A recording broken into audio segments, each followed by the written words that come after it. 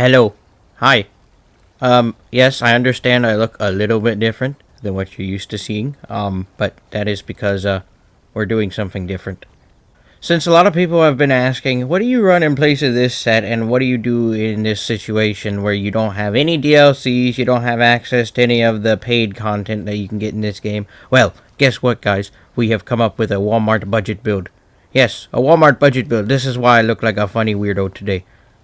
So hopefully those of you guys that have been asking what you should substitute in place of the sets that you don't have access to, hopefully this answers some of the questions. I still go through all the basic stuff, and if you want more details you can check out my other build video, as this build is based off of the higher end stuff when you do have access to the DLCs. So my one-shot build, for example. But yeah, if you think this video could help out someone, I'd advise you to share it with them, as the whole goal of this video is to be extremely beginner friendly, so that's why it's a little longer than usual, because I explain stuff I don't normally explain because I expect you guys to know it already. But you know what, I just explain it anyways because I figured you guys could use it. So that's also why I mentioned there are timestamps.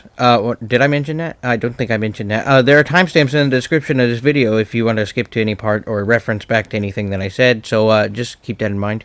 So this build is extremely beginner friendly. If you're new to this game or you want to get into PvP, I definitely recommend this build. This is a great starting build out for PvP, simply because the gear itself is not a hassle to get at all, and the class itself is fairly easy to understand, as I do my best to explain the skills, what they do, and, you know, everything else related to that. If you want more information, I do have videos on my channel, you know, you can go watch those. But anyways, for a build consisting completely of base game gear sets, I'm very impressed for how it performs. It performs very well. It can hold its own at a very high level. This build has been put through its test of trials. This build has performed well in all of them, and overall this build is very solid. So its approachability rating, this is a 5 out of 5 stars. This thing is amazing. It's so much fun to play. Maybe it's because of the Nightblade, maybe it's because of the sets. It's a combination of both, really. But so if you're looking to get into PvP at all, this is the perfect build for you. And this is a great place to start, and I believe you can build a strong foundation off of using this build. And guys, yes, we do have a montage, and I really hope you like it.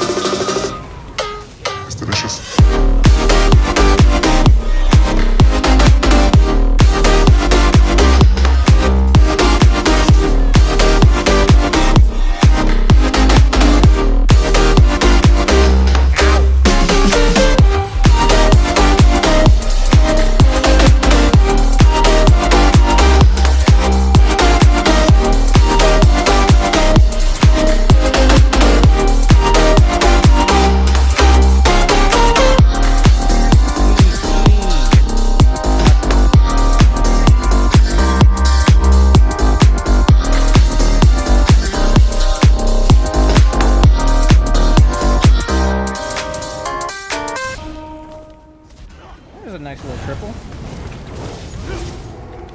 Oh! Make it a quadruple. Alright, that's going in the video. That's going in the video. Alright, so for our attributes, we have no points into magic. We have 54 points into health. We have 10 points into stamina. These are the unbuffed stats of the front bar. These are the unbuffed stats of the back bar. Buffing up slightly, these are the stats of the front bar. And these are the stats of the back bar. You can pause if you need to see anything. For our Mundus stone, we are using the Serpent. This will give us some stamina recovering, allowing us to stay in the fight a lot longer and use a lot more abilities without pause. Alright, so in order to get to the Serpent Mundus stone, assuming that you don't know where to go, I'm going to show you real quick. So currently we are in Aradon, which is right here on the bottom left of the map. It's this island. Come over here to the docks, you'll see an anchor icon. You're going to talk to this lady. She's going to ask you where you want to go. You're going to go to Grotwood. So then you find her again. Talk to her. We depart, tell me. And then Green Shade. So then the Serpent Mundus stone is just right here on the map. We are Vampire Stage 3 on this build. Vampire is not negotiable. You should be a vampire, especially on a Nightblade like this. It gives us access to vampire passives, which are very powerful and pair very well with the Nightblade. You can see what they do here. Darkstalker, increasing our movement speed and stealth, and decreasing the time it takes to enter stealth. Strike from the shadows, granting us damage when we come out of stealth. And Undeath, reducing the damage that we take the lower our health is. Do note you need to be a certain stage to be able to use certain passives, so that's why we are Stage 3, so we can get to Undeath. As for our consumables, you can either use Lavafoot Soup and Sultrice or Jewels of Misrule. I find that Lavafoot Soup and Sultrice is a lot easier to find if you're going to go and buy it from the market. But Jewels of Misrule is more if you can afford to find this. Really, either one of these will work. It really depends on your situation. If you find that you are struggling with your magic sustain so you can't cloak enough, use Jewels of Misrule. If you're finding that cloak is not really an issue for you, then use Lavafoot Soup and Sultrice. Honestly, I prefer Lavafoot Soup and Sultrice over Jewels of Misrule, but that's just my opinion. Since we are a vampire, I tend to keep a few of these on hand. Corrupting Bloody Mara. This will instantly put us at Stage 4 Vampirism. And we have Purifying Bloody Mara, which does the opposite. So this allows us to take control over our vampirism while we are on the go. For our potions, we are using the simple Tri-Stat potions. You get plenty of these Tri-Stat potions from the daily rewards if you log in every day, but here's the crafting recipe. It is 1 Columbine, 1 Bugloss, and Mountain Flower. These give us all of our resources when we use it, and all of the recoveries to follow those resources, so that way we don't run out of energy while we're fighting. And no, we are not using any poisons on this build. Hello, yes, hi. For our gear, we are running Ashen Grip on the front bar. This is a craftable set that you can find in Stone Falls. It's not very difficult to get to, and it only requires 2 traits. It's a very powerful set. It turns you into a human flamethrower. So, we are using a mace, a one-handed mace of Ashen Grip. It is Nirnhoned. That's a trait you can research. If you don't have Nirnhoned, you can use Sharpened. As for our enchantment, we are using a Disease Damage Glyph. And one other thing I will say, just real quick, is that you should prioritize getting your weapons golded out first before you prioritize getting your armor golded out. You'll get a bunch more damage with golded out weapons than you will with armor. So on our offhand, we have another Hammer of Ashen Grip, so that means it's a mace. This one has a shock enchantment on it, and this one is charged. We have charged so we can proc status effects. Just trust me, status effects are very powerful.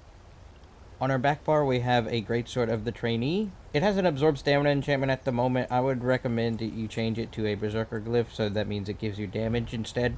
It comes in training. There's not much we can do about that. You can get the Trainee Greatsword either by finding it in chests on the starter islands, or you can just buy it from a guild trader for very cheap, so yeah. So on our head, we have Celine's Mask, so that means it's a medium, with a Stamina enchantment, and it is well fitted. You could use a heavy head instead. But what this set does is it summons in a big bear, and it hits people and it hurts them. You can get this from beating Celine's Web on Veteran. You have to beat it on Vet to get this head, so yeah. For our chest, we are using Jack of the Red Mountain with a Stamina enchantment, and it is well fitted. Red Mountain is an interesting set. It summons a little volcano that shoots out, little bits of lava, and they hurt people real bad too. I prefer this over the alternative, which would be Stygian. Stygian increases the damage that you get when you come out of stealth, and I like Red Mountain a lot better because it adds a lot of burst. If you don't know what burst is, it's basically dealing a lot of damage at once, and Red Mountain is a lot easier to get than Stygian as well. You just have to go to Stone Falls and do boss fights and delves and anchors, and you get pieces for Red Mountain. You can also buy it in the Guild Trader, but you can also do the same to get Stygian, but that you have to go to Cold Harbor to do that. Also, Stygian is a lot more expensive in the Guild Store, as opposed to Red Mountain, which is fairly cheap, so I would recommend Red Mountain over Stygian. And through testing, I find that I get a lot better results with Red Mountain rather than Stygian, so that's what I would suggest is Red Mountain. So you'll see a common trait with all these is that they have a stamina enchantment and they're well fitted. Aim to get your gear well fitted. If you can't get well fitted, settle for divines, that would work too. Next up, we have Celine's Arm Cops with a stamina enchantment, and they are well fitted. Aim to get medium shoulders, as medium shoulders are the best for this build. These shoulders are not very difficult to get. Just do the Undaunted quest, turn in the keys to this guy, and he'll give you some shoulders. Next up, we have a Sash of Ashen Grip with a stamina enchantment. It is well fitted. We have a Sash, meaning it is light, so that way we can get more out of our Undaunted passive. Next up, we have Bracers of Ashen Grip with a stamina enchantment, and those are well fitted. Next up, we have Guards of Ashen Grip with a stamina enchantment. Those are also well fitted. And finally, we have Boots of the Red Mountain with a stamina enchantment, and those are divines. We have divines because I just bought these out of the store, so the trait, I looked for the best trait, and divines was what I could find. For our jewelry, we have Necklace of the Red Mountain with a weapon damage enchantment. It is robust, since we cannot change the trait on our jewelry. For our ring, we have Ring of the Red Mountain with a weapon damage enchantment. It is robust. And for our other ring, we have Ring of the Red Mountain with a weapon damage enchantment. It is robust as well. We have these overland sets, so the Red Mountain and Stygian as our jewelry, because we cannot craft jewelry. Also, a quick tip, if you're going to go buy this jewelry, so either Stygian or Red Mountain, aim to get purple over every other quality that you can get, because purple is simply better than blue or green, and you can't upgrade your jewelry, so always try to get purple if you can, even if it's just 10k more. Get purple jewelry. So on our front bar, the bar with the two maces, our first skill is Whirling Blades. This is an execute ability, meaning it hits harder the lower the enemy's health is. We use this to secure kills. This is a dual wield skill, and it is a very nice skill. Next up, we have Camouflage Hunter or Camo Hunter. This can pull enemies out of stealth, but we're not using it for that. We use it because while it's slotted, we get Savagery, so it increases our critical chance. And also, when we hit someone from behind, we get Minor Berserk, so that way we deal more damage overall. Also, having it slotted gives us access to the Fighter's Guild passive Slayer, which increases our damage. Next up, we have what is referred to as a flex spot, meaning you can put pretty much whatever you want here. I have a Reaper's Mark here at the moment, because while it's slotted, I get access to the Pressure Points passive, so I get more critical chance. Also, I usually put this on a tanky target. If I'm struggling to kill someone, I normally just toss this on them so I can hit them harder. Next up, we have Surprise Attack. We have Surprise Attack here because it's an amazing spammable. This is a very powerful skill. Hit someone from stealth with this, it stuns them. Hit someone from behind with this, it stuns them. And when you hit them with this, it also applies Sundered, meaning it reduces their armor so they take more damage. And it hits very hard as well, like a lovely skill.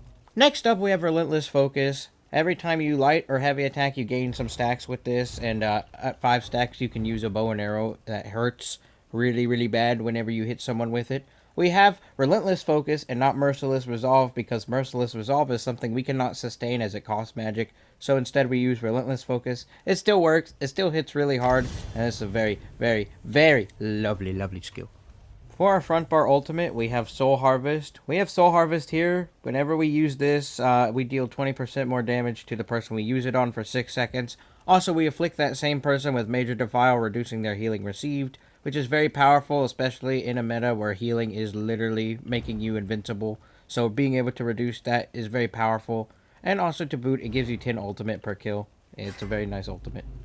So on our back bar, I have Race Against Time. Look, I know it's a Walmart build, and I know I'm not supposed to have this here, but there's literally no other substitute or skill that can replace this.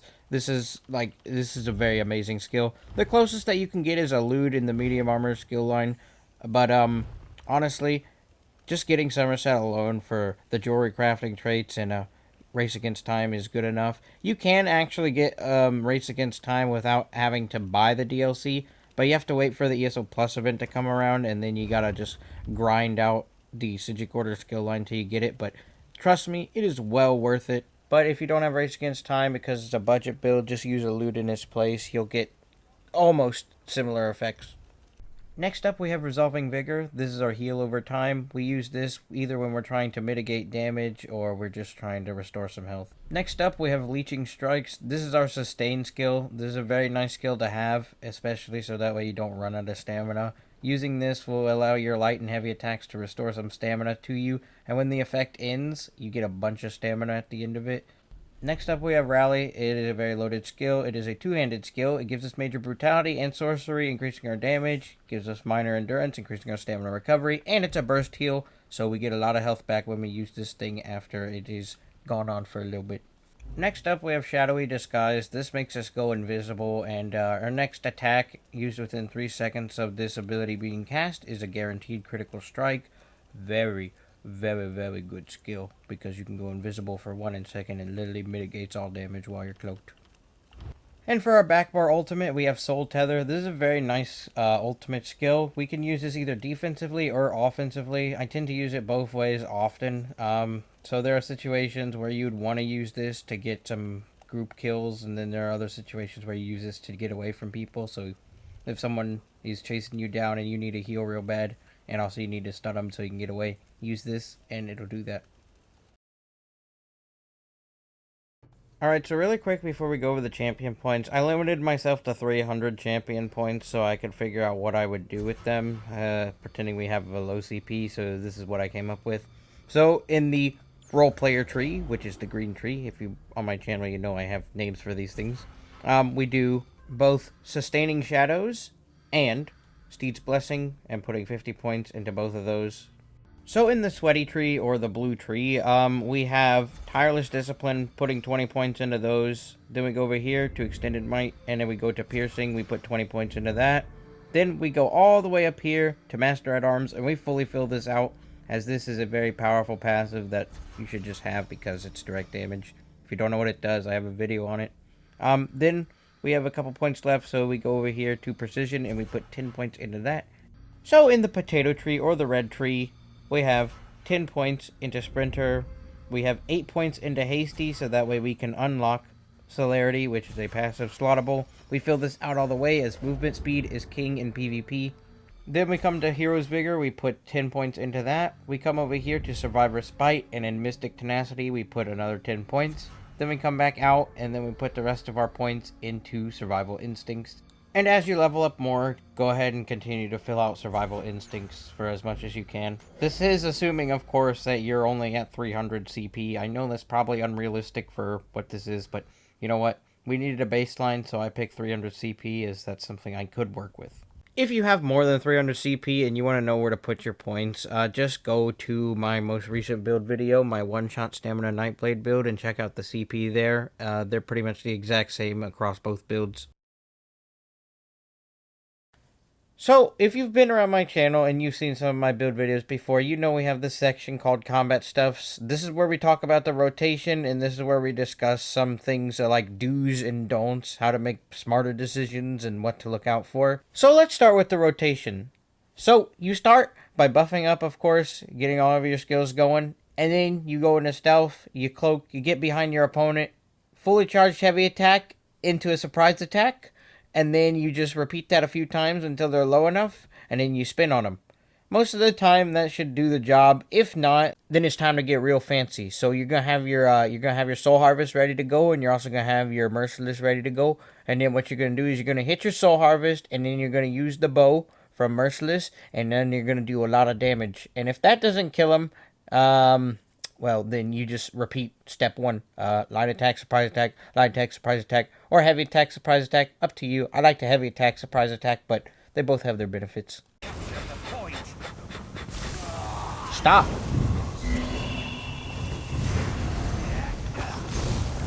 Come here.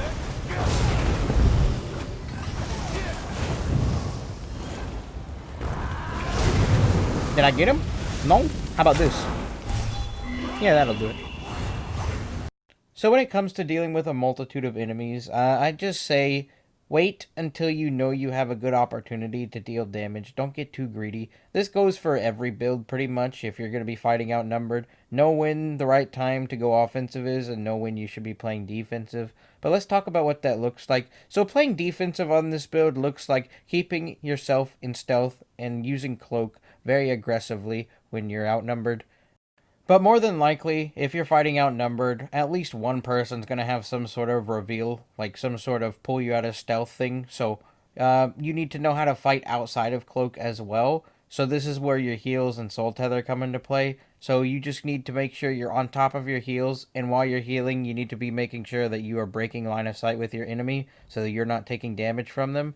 And then when you're ready to go, you get in there with that soul tether and you try your best to kill them. Sometimes it's not going to work, but hey, you miss all the shots you don't take.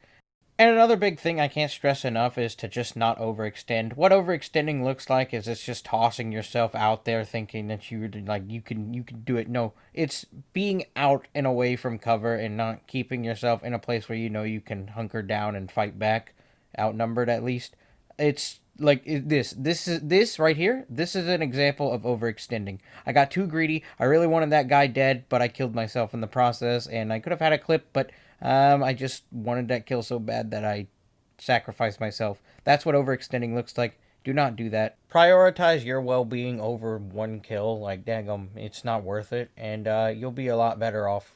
And one last thing as well, use your brain. A lot of the time with this game, I like to turn my brain off and just not think about what I'm doing. But I find that when I finally turn my brain on and I start using that thing I got up in my head, I start doing way, way, way better, and this is when I'm able to start getting some big clips because I notice moments that I didn't notice before because I'm actually paying attention to the game, and I just am a lot more successful at that point. I know this game is a game and you want to relax and turn your brain off, but sometimes you need to put a little bit of thought into it and don't make stupid decisions or you might end up getting clipped yourself. If you want to know more about general combat stuff, well, you can go check out the combat stuff section in my other build videos, or you can go check out my beginner's guide to combat video I did. I have a lot of stuff on this stuff. I have a lot of stuff, okay? So, feel free to go check those things out if you're looking for more knowledge, but hopefully this little section provided you some insight on how to play this build just a little bit more effectively so you don't die as often. So, yeah. So I hope that this video found you well. I had a blast making this video. I had a blast creating this build. I hope that you have a blast when you play this build, if you play it. If you do, I'd like to know your thoughts on it. Like, come back to this video and leave it in the comments. That'd be pretty cool. Again, if you are watching this video and you kind of have some experience, but you know someone who wants to get into PvP or someone who's just not the best at PvP, please send them this build, show them this link, whatever. I want everyone to have a chance to enjoy PvP, and this build can definitely do that for some people. And if you'd like to learn more about ESO and you're new to this game and you're still watching all the way here at the end, I do have other videos on my channel explaining some stuff. I'll leave some stuff linked at the very end of the video, so that way you guys can click on it if you want, and then you can go watch it, but that's up to you. I just hope you enjoyed this video, and as we say here, good night.